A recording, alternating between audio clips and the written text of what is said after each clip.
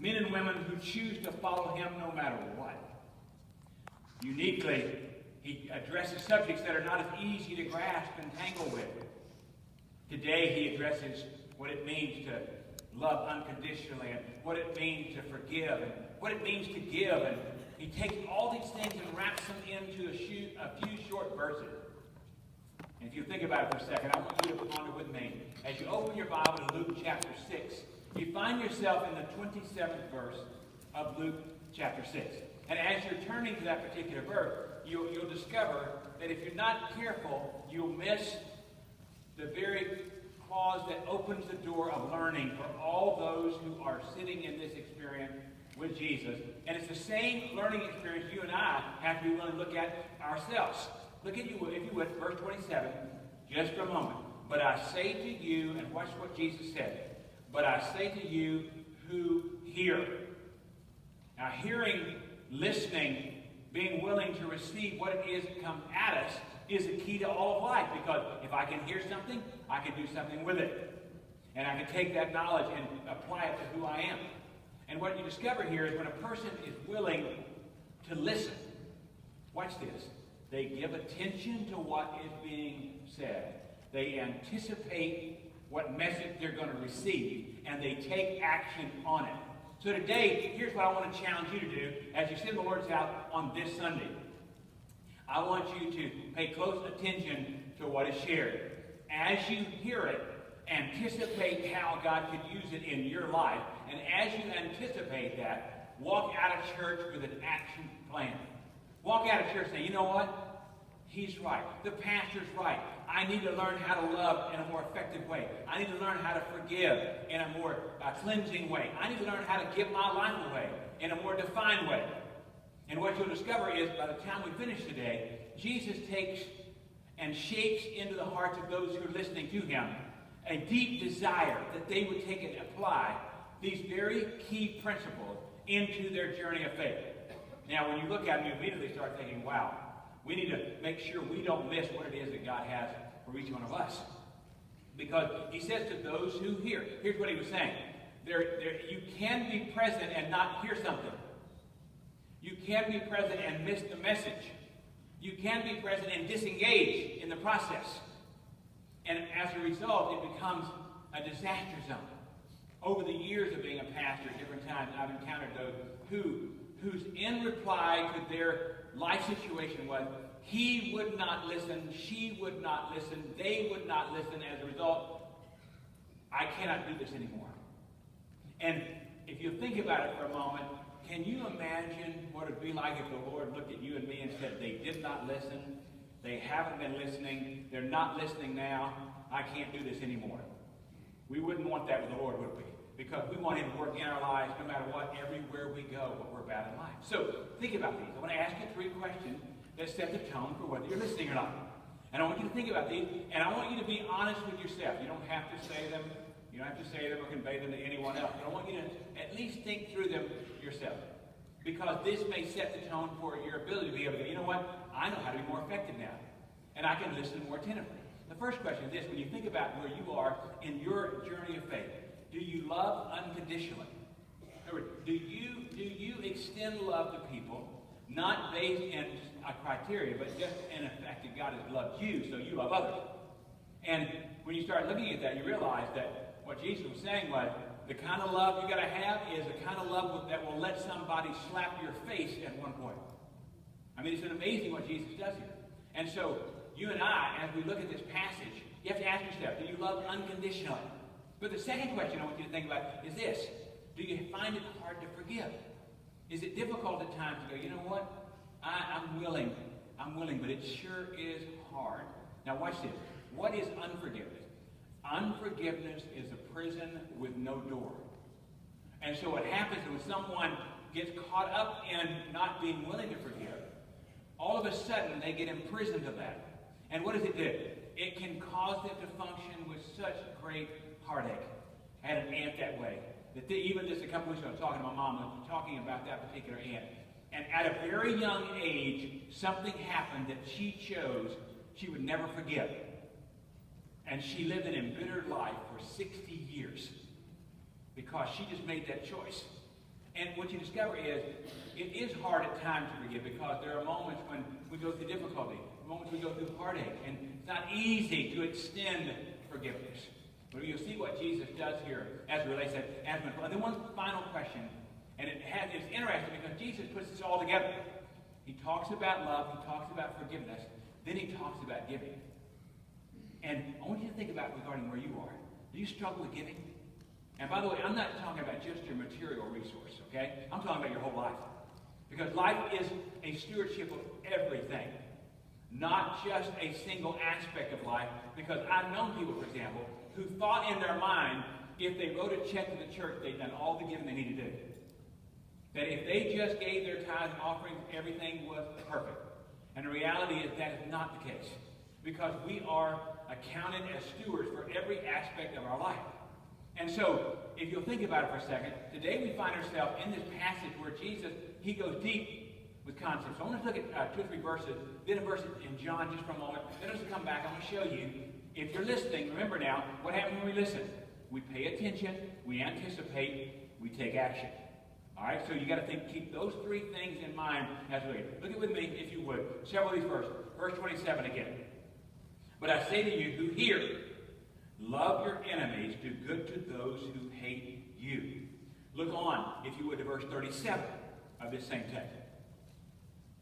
Do not judge, and you will not be judged. Do not condemn, and you'll not be condemned. Pardon, and you will be pardoned. Look on in verse 38, very last part of this verse. Notice what he says here, because you know the first part, you've heard it many times. The last part, for by your standard of measure, it will be measured to you in return. Now, what does Jesus say here?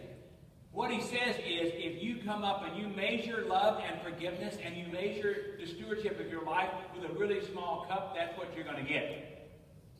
But if you measure with something that is absolutely significant, in other words, how can I give my life away? How can I make a difference? How can I extend myself? What happens? All of a sudden, your cup gets bigger. And it has more to be able to offer in life. And so what happens is Jesus makes it clear. If you measure your life by saying, well, I forgave them, I love them, I don't like them, I'm not going to hang around with them, but I did exactly what the Bible said, what are you doing there? You're using a little bitty cup. It says, oh, I did it. And the truth of the matter is that you misunderstanding what forgiveness is about. Because what forgiveness is not about forgetting. Because when you hear that phrase, forgive and forget, you totally set aside how the mind works. What forgiveness is coming to the recognition that his grace is sufficient to carry you beyond pain caused by someone else. I'm going to tell you, when you get there, here's what you discover. You discover that there is something amazing about this God that we serve. That his grace would extend beyond the pain caused by someone typically close to us. And so here we find ourselves in this text. And today as we look at this, I want you to think about what Jesus does. Because Jesus teaches, 5 times he uses the word love. In this text, he opens the door to what it means to not just love but to forgive, but not just forgive but to apply, and not just to apply, but also to come to a place where you go, guess what? I want to make sure I give my life away. And my prayer is, if you're listening, and you can't miss this application side of it. Here's the application to everything. To those who hear, something happens. In other words, you get it. It comes across, and you go, wait a minute now. I got to pay attention. It's like what happens when you are in a dialogue with someone where it's absolutely essential that you hear what they're saying.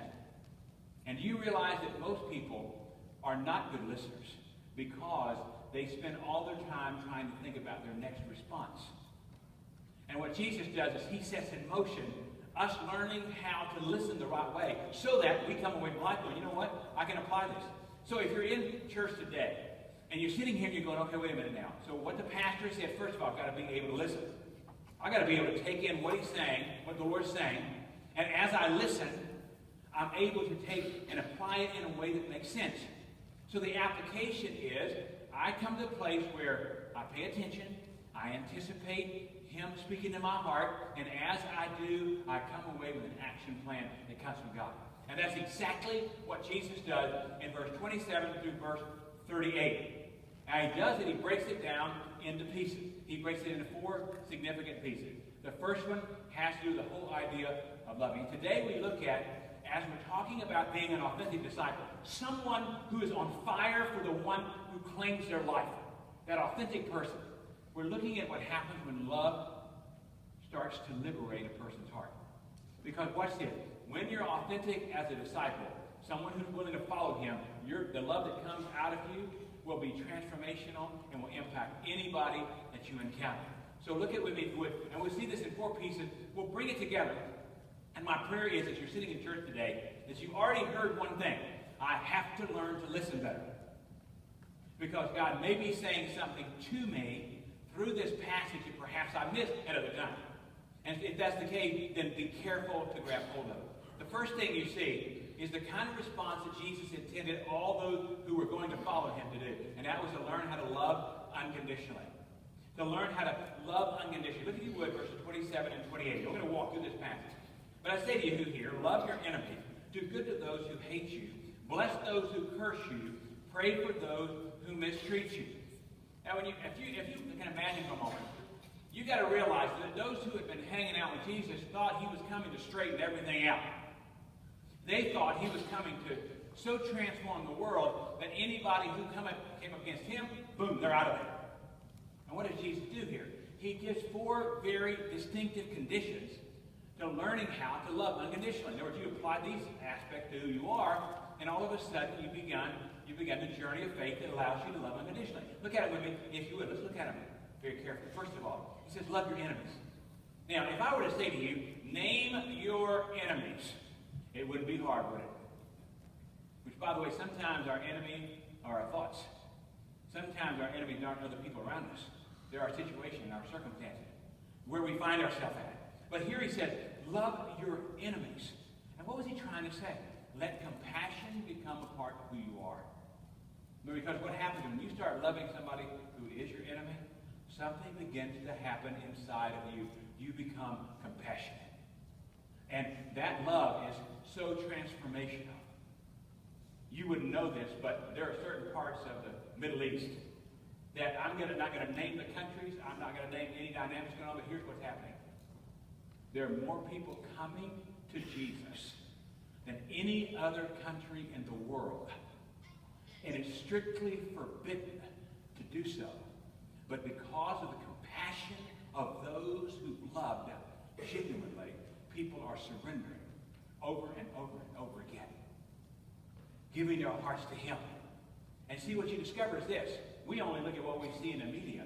Jesus looks at the heart and sees what can happen. So he says here, love your enemies. Then he goes on, notice what he said, and do good to those who hate you. Do good to those who hate you. What was he saying here? Bless people that would never anticipate or expect any blessing from you. Give your blessing and cause a person to go, wow, that stands out to me. I have a habit of some things that I do that are unique probably to some people, but probably very common to others. I have this habit where sometimes when I'm at a gas station in line to get a cup of tea or whatever, I'll find myself, and I'll see somebody in front of me, and I'll walk up and say, I want to buy theirs and mine. Now, the first thing I do is make sure they're not buying cigarettes or six-pack. You know, I'm careful about what it is I'm buying, if you're wondering about that. But the other day, I was at racetrack right here on Peachtree Industrial, and there was this elderly gentleman in there right in front of me, and he had a hot dog, and he had a bag of chips and a Coke, and so when I got up there, I said, I want to buy his. And he looked at me really funny, and he said, sir, what did you say? I said, I want to buy yours. And his reaction, I wish I could have had it on a camera. Because you know what his reaction was? Nobody blesses anymore in our world. No one does good to those. Now, obviously, he wasn't hurting me anyway. But what I'm trying to show you is this. When Jesus said, do good to those who hate you. If you're supposed to do good to those who hate you, how much more should you do good to those you don't even know? And I was walking out of the church just a couple of days ago. And this guy drives up in the parking lot as we're walking out. And he started telling his whole story. And he wanted to give this big, elongated story to his need. Well, but within about 30 seconds, we gave him the money for the gas that he needed, and he was on his way.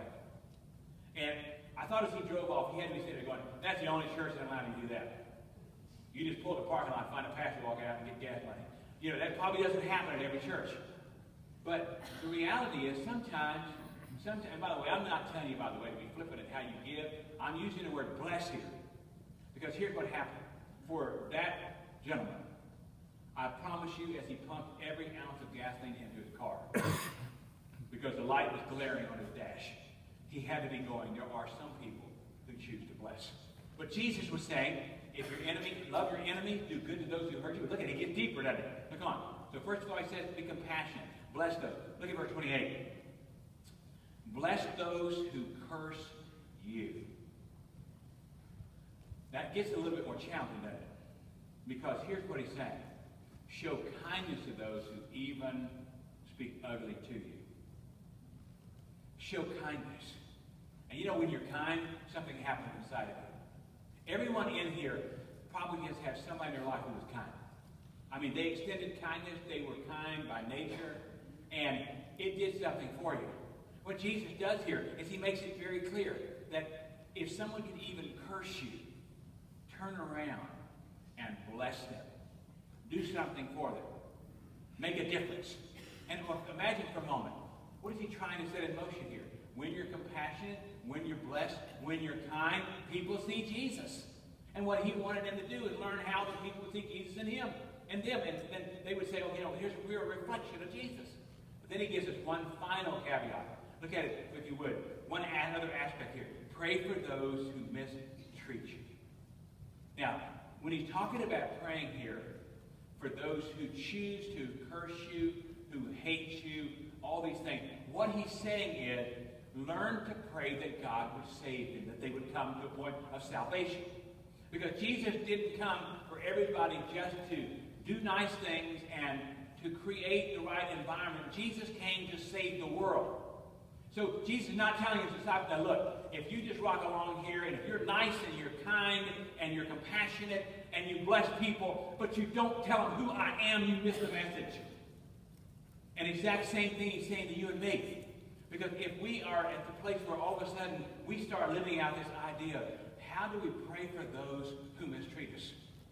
How do we turn the other cheek and transform their life? What Jesus was saying was, when you love unconditionally, your response ultimately can lead someone to say, what you have, I want. And watch this carefully. If people are not asking what we have to look and ask ourselves the question, are we listening carefully enough to him?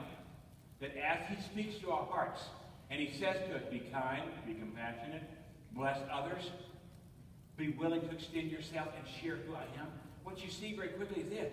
If you're not loving unconditionally, you're out of position to be able to accomplish his purpose. And what Jesus was trying to say was, if you can't love the way I intended, what's going to happen? You're going to have a problem with all the things that come at you in life. Because what does he do here? He takes the most difficult aspects of life and shows that if you can start here, then all the other aspects are going to be much smoother. All right, so he says love, and love unconditionally. And the key word here is that we unconditionally love those who God puts in our path. But then he doesn't stop there. Look if you would, verse 29, because then he moves into what it means to react the right way, to forgive graciously, to be willing to say, I am going to forgive what has come at me. Look at it with me, if you would. Verse 29, notice what Jesus said. Whoever hits you on the cheek, offer him the other also. Now, I want you to stop and think about it for a moment. What does he say here? If someone comes up and strikes you, instead of raising your hand up to hit them, he says, instead, turn the other way. What was he trying to do here? He was trying to help them understand something. That in life, the greatest strike you can ever do is strike somebody with the grace of God. And what Jesus was trying to say was, look, when somebody comes at you aggressively, and they aggressively try to connect into where you're at in life, bring to them a grace that shows them that there is a real God. That's what Jesus was trying to do. That's why I said, hey, if they do that, just say, you know what, here's the other one, then let me tell you about what really matters in life. Let me tell you what really matters. And it's interesting, oftentimes you find yourself in encounters with people who have presuppositions about everything in life. And it's intriguing because oftentimes, here's what happens to a person. They come to an erroneous conclusion and it becomes a way of life for them. I mean, this week I was talking to somebody in another part of our country, and they were sharing with me that they were trying to help someone move forward, and ultimately the person said, I have issues with God. And as they said that, I thought, well, you know what? You better resolve your issues because you know who the winner is, and you also know how it works. Like we looked at last week. We looked at this concept a lot last week. But here all of a sudden, think about it. Here you're seeing him say, learn how to forgive, strike them with grace. Look on though. Notice with me, verse 29 as well. Not only do you turn your cheek, but whoever takes away your coat, do not withhold your shirt from him either. What does he say here? Share what is valuable with you, with others. Share what is valuable to you with others. Be willing to say, you know what, I'm going to give it away. Now here's what you got to know. All right, because you missed this because we live in a prosperous land. In this time, when Jesus is speaking, guess how many coats people had? One. They didn't have 7 to pick which color. They had 1. They didn't go in their closet and go, oh, I think I'll wear purple today. They had 1 because they had a primary purpose, and that was to protect, but also to cover them when they slept. Now watch this. What Jesus says here is, that coat probably is really valuable to you, but give it to someone else if they ask for it. But then he says, take your shirt off also. In other words, strip back to the bare essentials of being willing to forgive and extend yourself to a person so they see Jesus in you. Wouldn't it be amazing? Now, the truth matter is, I wouldn't ask any guy here to take their shirt off. You know, I wouldn't ask someone to give their coat. But what Jesus is saying here is, what matters to you, give it away. And be willing to if somebody has a need that's there. Look on though. He said, not only do we extend grace and share what's valuable to us, but then notice verse 30. Notice what Jesus does. Give to everyone who asks of you. Give to everyone who asks of you. And it's interesting what Jesus does here. Now remember, we're listening, aren't we? We're trying to learn how to listen. Here he's saying, meet needs with no expectation to come back at you. Meet those needs where there's no expectation that, hey, if I meet this need, then this will come to me. Instead, he said, no. You meet this need, and you let this be the story of your life, that you met someone's need. And you may not even know their name, but they will always know your heart because you extended yourself to become a reflection of what it is God intended to do inside of you. So when Jesus started dealing with the whole idea of forgiving graciously, the way we react to things, what he's saying is, how do you learn how to forgive? You have to give without any expectation in return. And what happens? You're able to go, you know what? I helped that person. Which, by the way, through the years being a pastor, oftentimes you'll find people who have a need, you try to meet it, but you don't always encounter a gracious spirit in the midst of trying to meet it. And what you discover is you just have to extend wisdom at that point. And what Jesus was doing here is saying, you know what? Learn how to live where you don't hang on to anything too tight, or you don't extend yourself to what you possess, because he really owns it all. He is in control of all. So Jesus says, be careful to share grace. Be careful to see what's valuable to you. Be careful to give without any expectation. Then one other thing he does here. Look at the latter part, if you would, of verse 30. And notice what he said. And whoever takes away from what is yours, do not demand it back. When you see this, you realize what he's really saying is that when someone takes something from you, you don't ever feel good about it. But what he says is that there is a love that comes from God. And you need to realize something. That the love that comes from God supersedes the pain of someone taking what you used to possess. And what he was trying to say was, it is painful. It is painful when someone takes away something that was yours. But if you're willing to go, you know what? I don't want to live that way. I want to be a person who forgives when someone chooses even to take what is mine. And as a result, what is Jesus trying to do here? He's trying to set in motion their thoughts that would allow them to go, you know what? I get what this is all about. What this is really all about is me learning how to love the right way, to forgive the right way, to extend hope the right way, to understand how life works the right way. And what he was trying to get across to you and me was if you do it this way, what happens? You get liberated. And what Jesus was saying was, if you have a possession that holds on to you, then it possesses the very direction of your life. If you have a purpose that's disconnected from his plan for your life, then you miss the best of life. If you're not willing to love, then something happens inside of who you are. What he's trying to say is, open your eyes and listen. And what he was saying was, if your whole life is caught up in what you possess, you miss the best. But if your life is caught up in who possesses you, you receive the best. And what Jesus was saying was, if I'm in you, I'm all you need. Yes. Which, by the way, Jesus was not saying lay down. He was saying step up. There's a big difference there. He was not saying, hey, you just hang around until the next person slaps you in the face. No. Jesus was saying, in life, you're going to have these encounters. And be prepared for them and respond the right way. It was the third thing he does. First of all, he says love unconditionally. Secondly, he says be willing to forgive graciously. The third thing he says, learn how to apply wisely what it is I've said to you. In verse 31 through 36, he gives this whole idea of application. Look at it with me, if you would. Follow along. Remember what we said. If you're listening, you're going to pay attention. And as you pay attention, you're going to anticipate what God has for you. And as you hear God speak, you're going to take action on it. Look at it with me, if you would. Verse 31. Treat others the same way you want them to treat you. If you love those who love you, what credit is that to you? For even sinners love those who love them.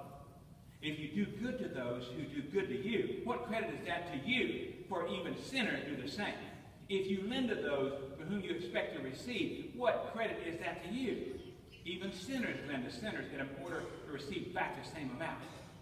But then what does he do? He comes back to the very focus of what he's trying to say. Look at verse 35. But love your enemies and do good. Lend, expecting nothing in return. Your reward will be great. You will be sons of the Most High. For he himself is kind to ungrateful and evil men. Be merciful, just as your Father is merciful. Now you can imagine all of a sudden Jesus saying, get on this train. Get on with me and watch what happens, because this train is going straight to glory. And the way you get there is you learn how to apply what it is I've said to you. And he says there are three things you have to do. First of all, you have to make selfless sacrifice. You have to be willing to go, you know what? I am going to move beyond myself to sacrifice to make a difference. I'm going to selflessly extend who I am, what I'm about. But he doesn't just say that. He doesn't just say you selfless sacrifice. But in verse 31, what does he do there? He said, treat others the same way you want them to treat you. The old golden rule, huh? In other words, be willing to do what obviously opens the door for you to be treated in a gracious way. But what he says here is, be selfless at the point of sacrifice.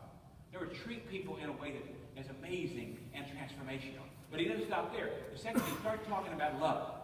And it's interesting because if you'll notice what he does here, he grabs this whole idea, if you love those who love you, what credit is that to you? In other words, if you just love the little ones who look at you and smile, or you just love those who you don't really know, that you don't know what the issues are there, that's nothing. But he said, you've got to be willing to love those who are the most unlovable, the most that create most difficulty and challenges for you. And what he's really saying here is this. When the supernatural love of God takes hold of who you are, you begin to live not based in your agenda, but his. And as you live in his agenda, that love begins to transform who you are. So watch this. He says sacrifice. Be willing to do what you need to do. Be willing to love. And then finally, he said not only that, be willing to anticipate the true rewards that come from God. Look at it with me again, if you would. Look what he says here. Verse 35, love your enemy, do good, lend them, expecting nothing in return. Your reward will be great, and you will be sons of the Most High, for he himself is kind to ungrateful and evil men. Now think about that for a second. What does Jesus say here? Jesus said, there are those that are the most challenging to connect to, but it opens the door to the most rewarding life. If you're just willing to anticipate true rewards. Not something that's centered in just the issues of your life, but centered in somebody else's life. How can I bless this person? How can I help this person? How can I connect to this person? How can I extend hope to this person? How can I show them grace? How can I show them joy? How can I show them love? How can I show them the person that has been transformed by the amazing God who calls us by our name? You see, what happened is Jesus made it clear. He made it very clear. You're going to be able to accomplish as an authentic disciple what I intend. You have to be able to have a liberating love that works inside of you. And that liberating love, watch this, that liberating love begins with unconditional connection to people. It carries forward with a graceful forgiveness of those who hurt us. It extends beyond that to applying with wisdom what God has given to us. And finally, it's interesting because when you look at this, it's like it doesn't connect, but it really does. Look, if you would, at the last two verses that we'll look at today, verse 37 and 38. Notice what Jesus says here. Do not judge, and you will not be judged. And do not condemn, and you will not be condemned. Pardon, or forgive, and you will be pardoned. And watch what he does here. Give, and it will be given to you. They will pour into your lap a good measure, pressed down, shaken together, running over. For by your standard of measure, it will be measured to you in return. Here's what I want you to see. What Jesus says here is, give extravagantly, and the reward will be so profound you won't be able to handle it. What he says here is, you are not the judge. You are not the condemner. You are the one who extends forgiveness, and you give yourself away. And I'm going to tell you what you discover. When you give yourself away, something amazing begins to happen inside of who you are. So the question today is simply this. When it comes to being liberated, when it comes to being able to extend your life, because when you look at this passage, you realize that what Jesus was really doing was, he was trying to create an environment where someone would be set free. That they'd be set free from their possessions, set free to experience his purpose, set free from their pain so that they could experience forgiveness, set free from their problems so that they could experience his presence. Now, all these things connected into one simple dynamic question. Are you willing to be liberated? In other words, are you willing to be set free? Because really what he's really saying here is that when you come to a place where you are set free, something begins to happen inside of you. And when we look at this passage, I would ask you this way. Will you be liberated today in order to experience tomorrow what God intends? Because when you are liberated by him, watch it, when you are set free, something begins to happen inside of who you are. And that's why we come into his house to encounter a God whose love is so profound that it changes everything about who we are. Let's pray together. Father, thank you for your amazing word. It speaks to who we are, guides our lives, Lord. Thank you for the promises of what Jesus gives us here. That we can turn our other cheek. We can love those who hate us. We can live through life with such an amazing grace because we've encountered the one who wrote grace upon our name. Lord, today as we think about that, I think about those who are here who just need to be liberated to encounter you, to experience you. Lord, thank you for your faithfulness that allows your word to speak to who we are and guide us in life. Lord, I pray for every person here. If there's someone here who's not been set free, who's not encountered your love, I pray, Lord, they would encounter today.